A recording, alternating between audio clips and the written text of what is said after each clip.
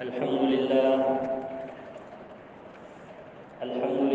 نحمده ونستعينه ونستغفره ونؤمن به ونتوكل عليه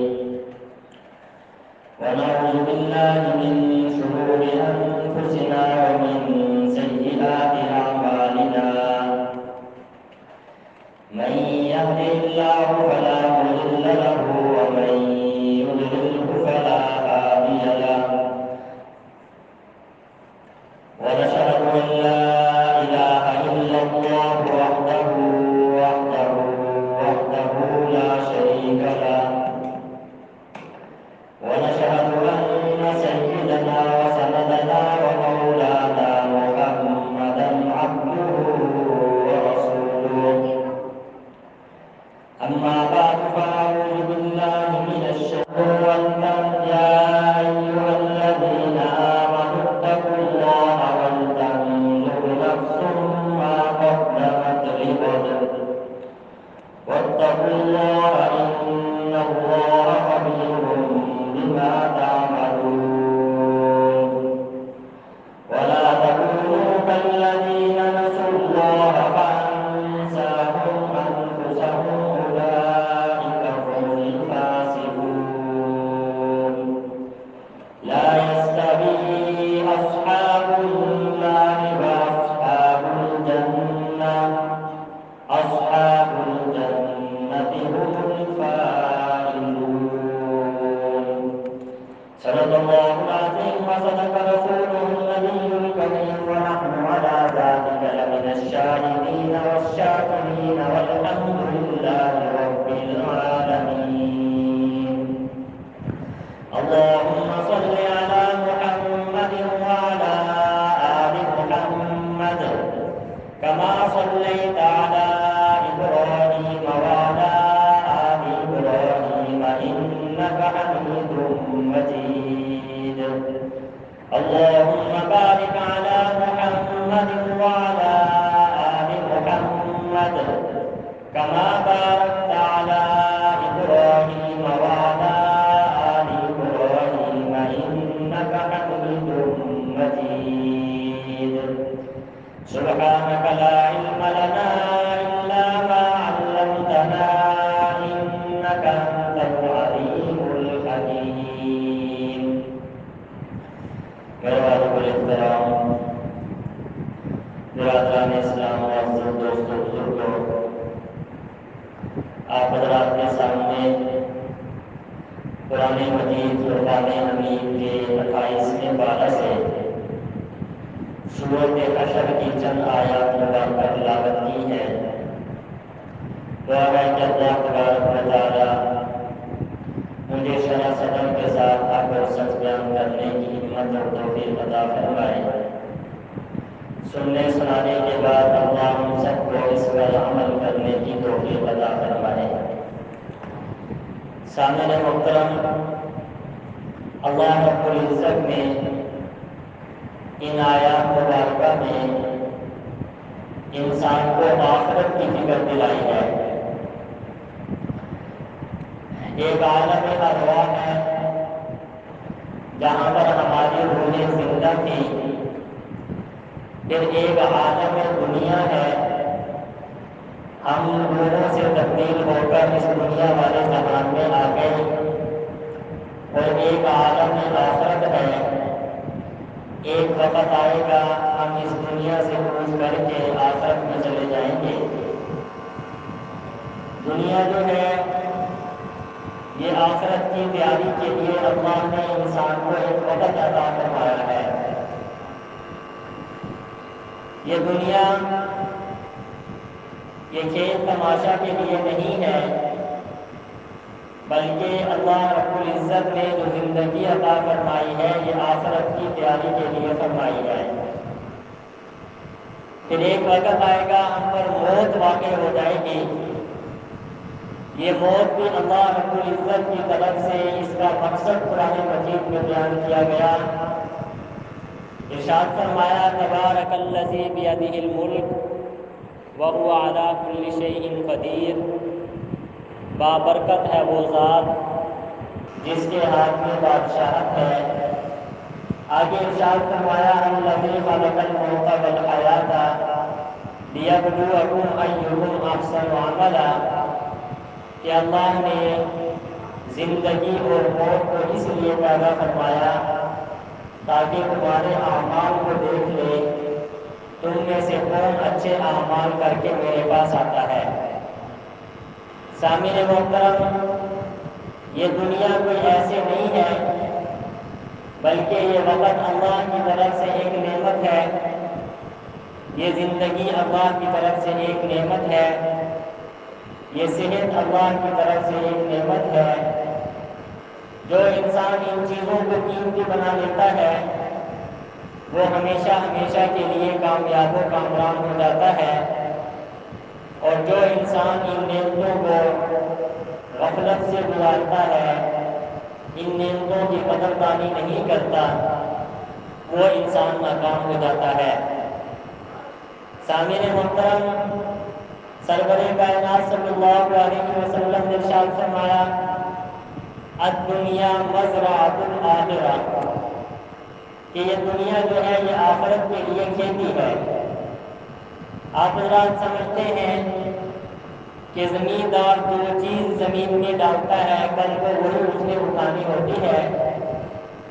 اگر زمین کے اندر گندم کا دانہ ڈالے گا تو کل کو گندم حاصل ہوگی، اگر زمین کے اندر چنے کا دانہ ڈالے گا تو کل کو چنے کی فصل حاصل ہوگی، اگر زمین میں انسان مونگی کا دانہ ڈالتا ہے تو کل کو وہی فصل اٹھاتا ہے۔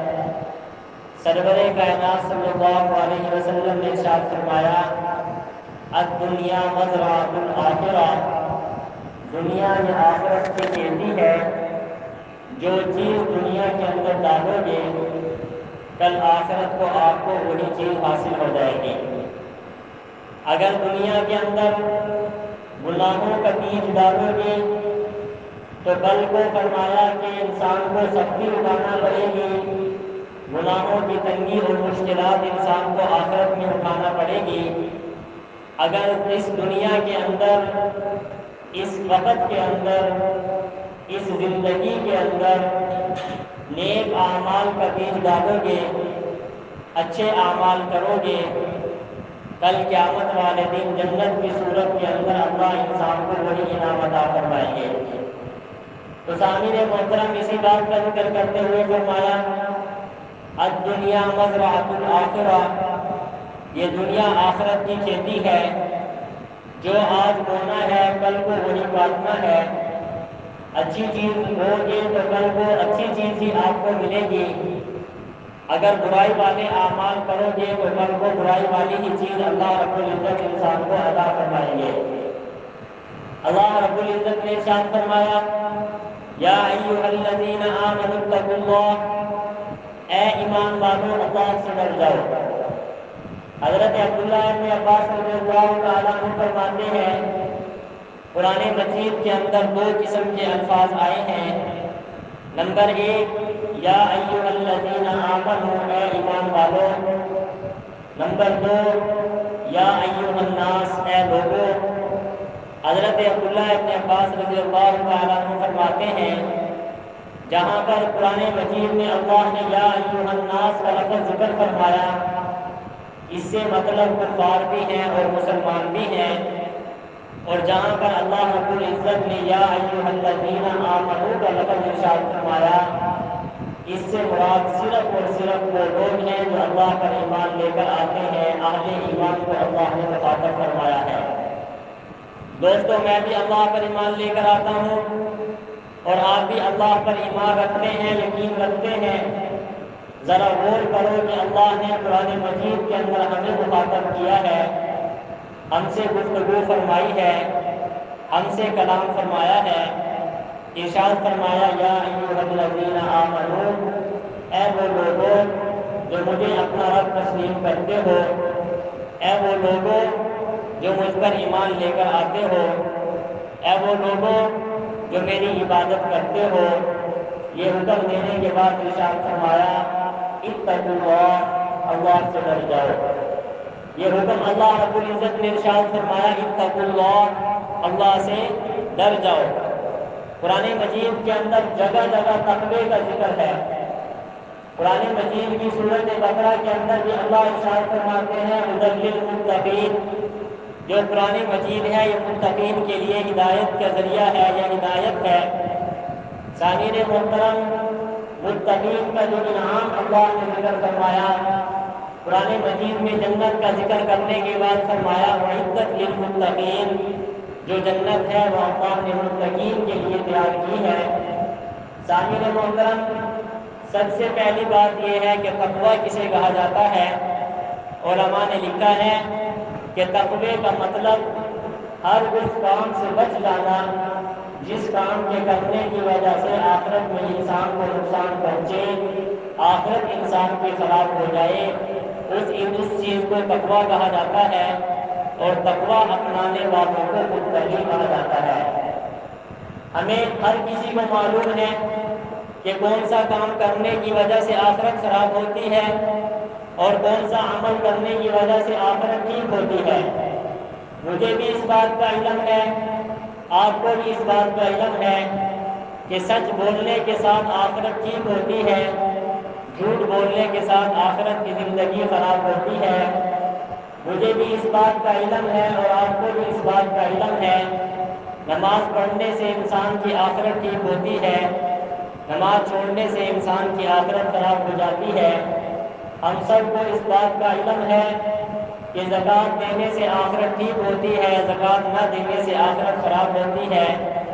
ہم سب کو اس بات کا علم ہے کہ رزق حلال کمانے اور کھانے سے آخرت ٹھیک ہوتی ہے، اور رزق حرام کمانے اور کھانے سے آخرت خراب ہوتی ہے۔ ارشاد فرمایا اتقوا اللہ، اللہ سے ڈر جاؤ۔ بہت بڑا حکم اللہ نے ارشاد فرمایا کہ اے ایمان والوں، مجھے اپنا رب تسلیم کرنے والوں، اتقوا اللہ، اللہ سے ڈرو۔ اللہ کا خوف تمہارے دلوں کے اندر پیدا ہو جانا چاہیے۔ حضرت قاری محمد طیب قاسمی رحمۃ اللہ علیہ لکھتے ہیں دنیا کی فوجیں ہوں یا دنیا کی پولیس ہو یا دنیا کی کوئی بھی CID ہو، وہ دنیا کے اندر گناہوں کو، جرائم کو ختم نہیں کر سکتے۔ دنیا کے اندر جرائم کو ختم کرنے والی ایک ہی چیز ہے، وہ اللہ کا خوف اور اللہ کا ڈر ہے۔ فرمایا کہ جب تک فوج والا سامنے ہے تو آدمی غلطی نہیں کرے گا، جب فوج اور پولیس سامنے نہیں ہوئی تو پھر وہ غلطی اور گناہ کے اندر مبتلا ہو جائے گا۔ لیکن جب یہ بات انسان کے دل میں بیٹھ جائے کہ میرا رب مجھے دیکھ رہا ہے، میرا اللہ مجھے دیکھ رہا ہے، کل کو میں نے حساب و کتاب بھی اللہ کے سامنے دینا ہے، عذاب اور ثواب بھی اللہ کے اختیار میں ہے، جب یہ بات انسان کے دل میں بیٹھ جاتی ہے تو کوئی بھی دیکھنے والا نہ ہو، وہ انسان گناہوں سے بچ جاتا ہے اور اس انسان کو گناہ چھوڑنا آسان ہو جاتے ہیں۔ تو اللہ رب العزت نے یہ بات ارشاد فرمائی یا ایھا الذین آمنوا اتقوا اللہ، اے ایمان والو اللہ سے ڈر جاؤ، اللہ کا خوف اپنے دلوں میں پیدا کر لو۔ سامعین محترم، آج افسوس اس بات کا ہے کہ اگر کہیں پہ کیمرہ لگا ہوا ہو، ہمیں معلوم ہو جائے کہ ہماری ویڈیو بنائی جا رہی ہے، ہماری تصویر بنائی جا رہی ہے، ہماری گفتگو ریکارڈ ہو رہی ہے، تو ہم جو ہے گناہ چھوڑ دیتے ہیں کہ کہیں ہماری تصویر کیمرے کے اندر نہ جائے، کہیں ایسا نہ ہو کہ کسی کو پتہ نہ چل جائے کہ ہم نے گناہ کیا ہے۔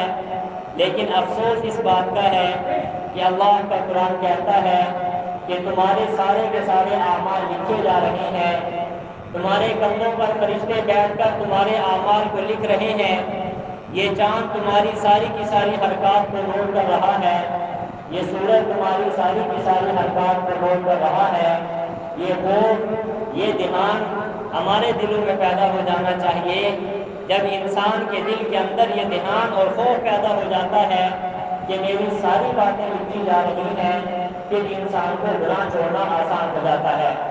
تو اللہ رب العزت ارشاد فرماتے ہیں یا ایھا الذین آمنوا اتقوا اللہ، اے ایمان والو اللہ سے ڈر جاؤ، اللہ کا خوف، اللہ رب العزت کا دھیان اپنے دلوں میں پیدا کر لو۔ آگے ارشاد فرمایا وَلْتَنظُرْ نَفْسٌ مَا قَدَّمَتْ لِغَدٍ، چاہیے کہ ہر انسان تم میں سے دیکھے میں نے کل کے لیے کیا چیز بھیجی ہے۔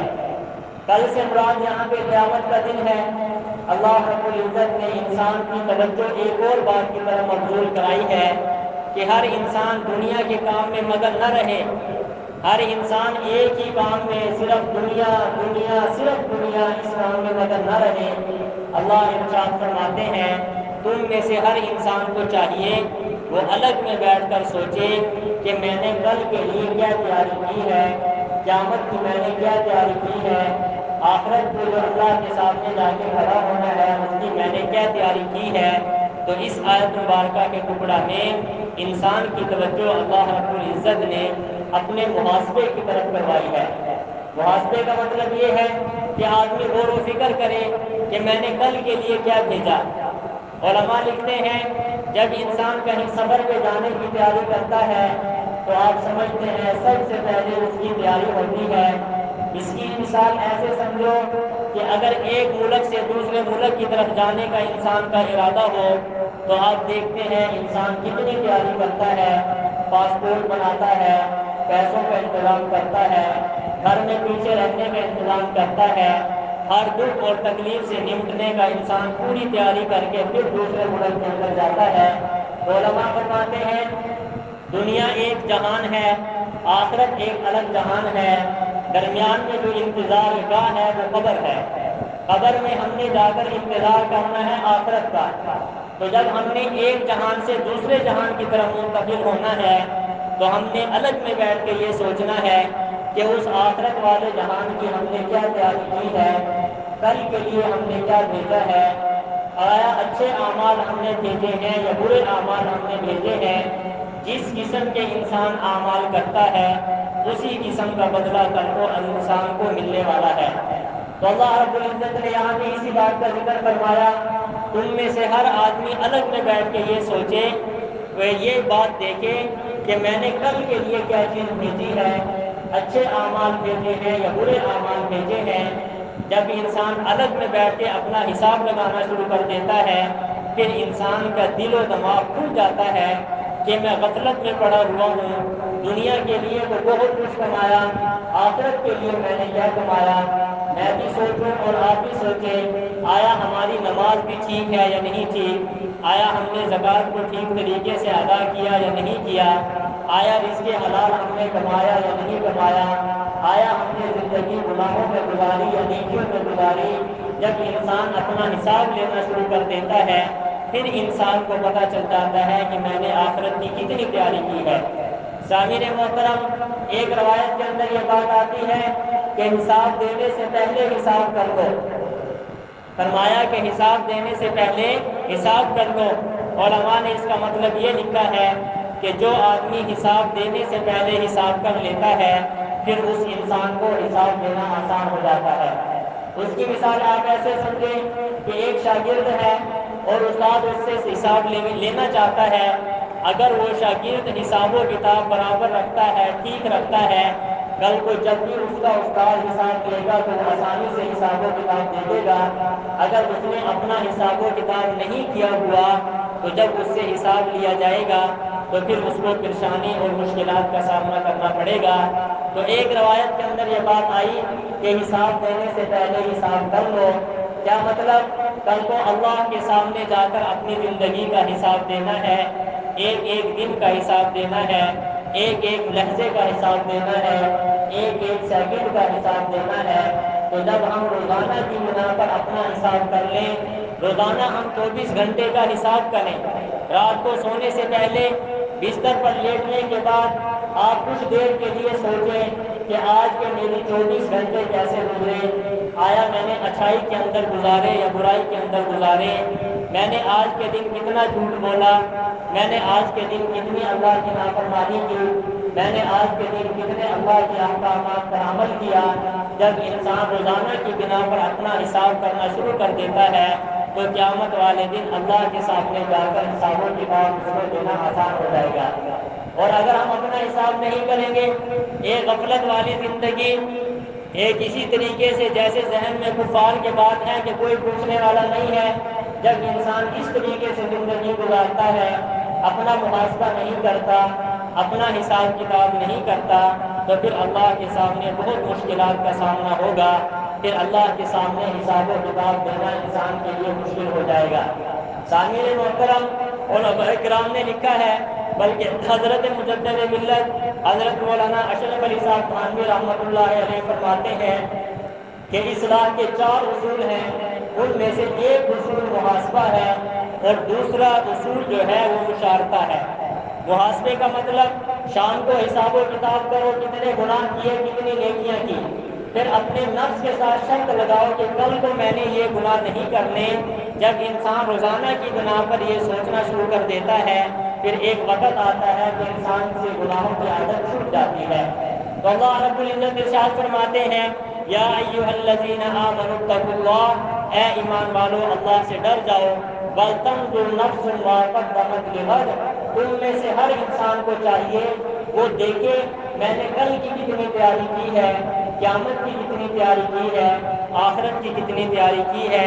ہر انسان کو الگ میں بیٹھ کے اس بات کو سوچنا چاہیے۔ جب یہ سوچنے لگ جائے گا، پھر آخرت کی تیاری ہونا بھی انسان کے لیے آسان ہو جائے گی۔ آگے ارشاد فرمایا، وَاتَّقُوا اللَّهَ إِنَّ اللَّهَ خَبِيرٌ بِمَا تَعْمَلُونَ، اللہ سے ڈر جاؤ۔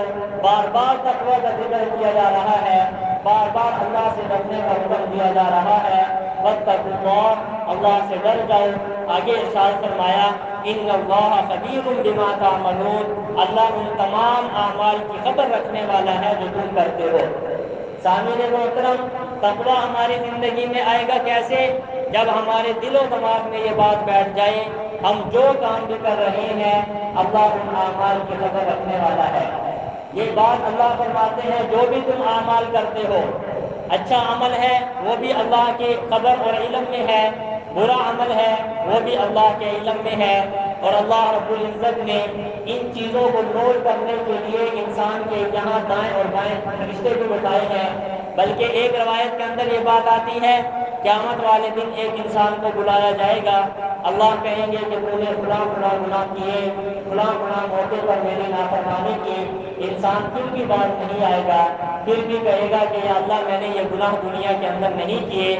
تو حدیث پاک میں آتا ہے، زبانوں پر مہر لگا دی جائے گی، یہی اعضاء انسان کے بولیں گے۔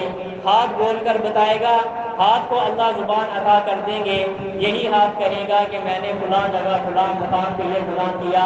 یہ پاؤں بولنے لگ جائیں گے، یہ گھٹنے انسان کے بولنے لگ جائیں گے، یہ دل و دماغ انسان کو اللہ زبان عطا کر دیں گے۔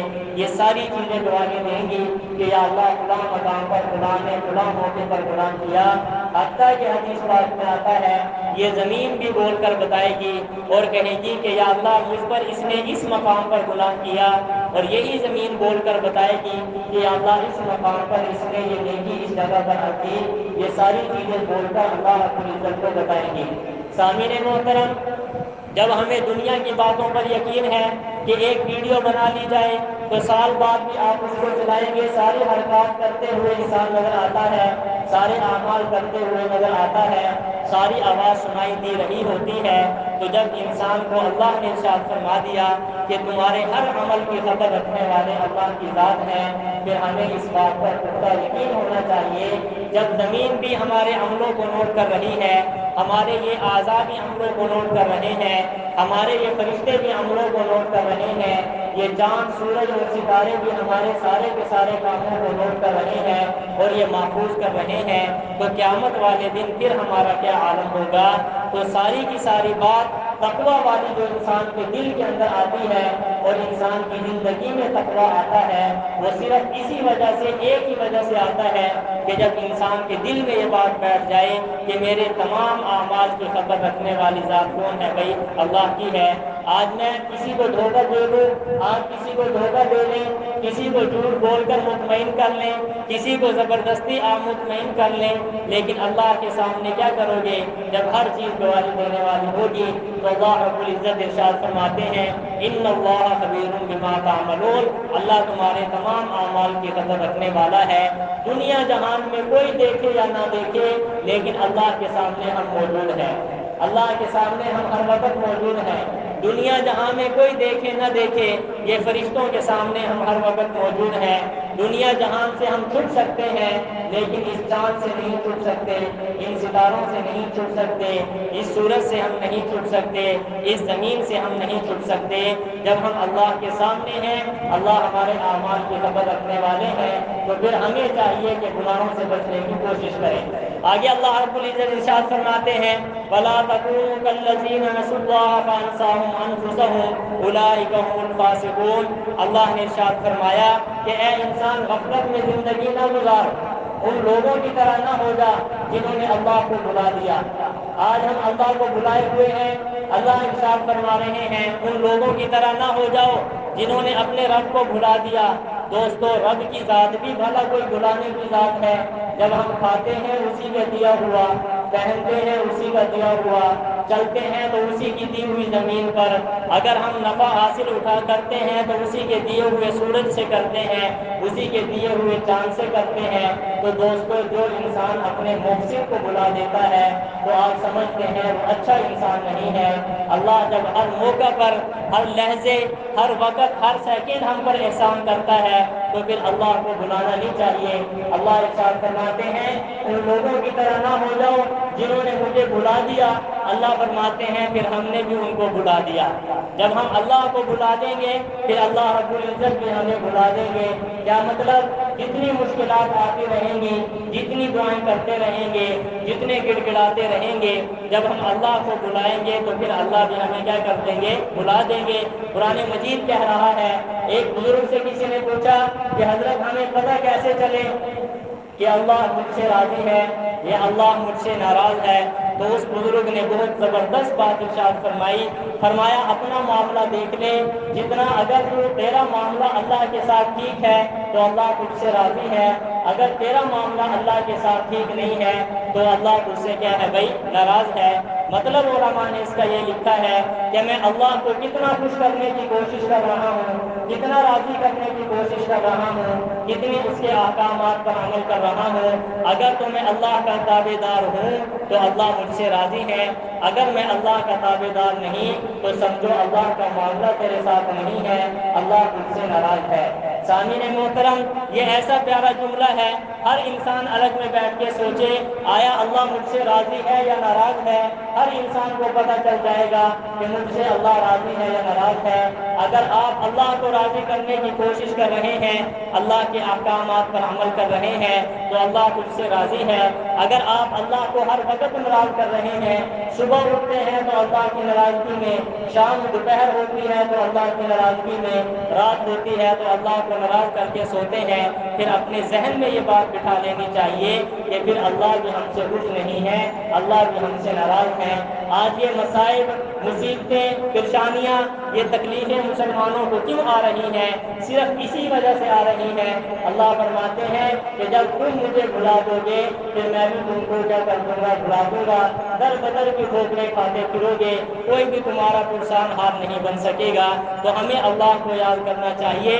اللہ کی یاد کی بہترین صورت 5 وقت کی نماز، دوسری اللہ کی یاد کی بہترین صورت قرآن مجید کی روزانہ کی بنا پر تلاوت، تیسری اللہ کی یاد کی جو بہترین صورت ہے وہ یہ ہے کہ اللہ کا ذکر روزانہ کی بنا پر ہمیں ضرور کرنا چاہیے اور سنتوں پر عمل کرنا چاہیے۔ جو ان باتوں پر عمل کرتا ہے یوں سمجھو اس نے اللہ کو یاد کیا تو اللہ بھی اسے کیا کرے گا؟ یاد رکھے گا۔ آگے ارشاد فرمایا، اللہ رب العزت فرماتے ہیں لا یستوی اصحاب النار واصحاب الجنہ اصحاب الجنہ هم الفائزون۔ بہت زبردست بات ارشاد فرمائی، یہ نہ سمجھنا کہ دنیا میں ایک انسان میری خاطر مشقت برداشت کرتا ہے، ایک انسان میری نافرمانی کرتا ہے، دونوں برابر ہو جائیں گے، ایسا نہیں ہو سکتا۔ لا یستوی اصحاب النار و اصحاب الجنہ، جہنم اور جنت والے برابر نہیں ہو سکتے۔ یہ آگے ارشاد فرمایا اصحاب الجنۃ هم الفائزون، جو جنت والے ہیں اصل کے اعتبار سے وہی کامیاب ہونے والے ہیں۔ سامعین محترم، آج ہم سب مسلمان غفلت کا شکار ہیں، اللہ کو بھلائے ہوئے ہیں، اللہ کے ذکر سے غافل ہیں، آج دنیا میں اللہ کو یاد کرو، کل قبر اور آخرت میں اللہ تمہیں یاد رکھے گا۔ اگر آج دنیا میں اللہ کو آپ یاد نہیں کرو گے تو پھر قبر میں بھی اللہ تمہیں یاد نہیں کرے گا اور آخرت میں بھی اللہ رب العزت تمہیں یاد نہیں کرے گا۔ تو اپنے دلوں میں اللہ کی محبت بسانے کی ضرورت ہے، دنیا کی و ما فیہا کی محبت نکالنے کی ضرورت ہے۔ اور یہ درد دل کی باتیں ہیں۔ معاشرہ ایک بہت زیادہ بے حیائی کی طرف جا رہا ہے، معاشرہ جو ہے گندگی کی طرف جا رہا ہے، بے ایمانی کی طرف جا رہا ہے، بدعمالی کی طرف جا رہا ہے، اور یوں محسوس ہوتا ہے جیسے بے حیائی کا سیلاب آنے والا ہے، بے ایمانی کا سیلاب آنے والا ہے۔ تو دوستو، اس سیلاب کے اندر صرف اور صرف نجات ایک ہی بات میں ہے کہ اللہ کی محبت، رسول اللہ کی محبت اور قرآن مجید کی محبت ہمارے دل و دماغ میں سرایت کر جائے، پھر انشاءاللہ العزیز یہ ہر قسم کا سیلاب جو ہے دور ہو جائے گا۔ دعا ہے کہ اللہ تبارک و تعالیٰ جو کچھ بیان کے اس کو منظور و مقبول فرمائے۔ وآخر دعوانا الحمدللہ رب العالمین۔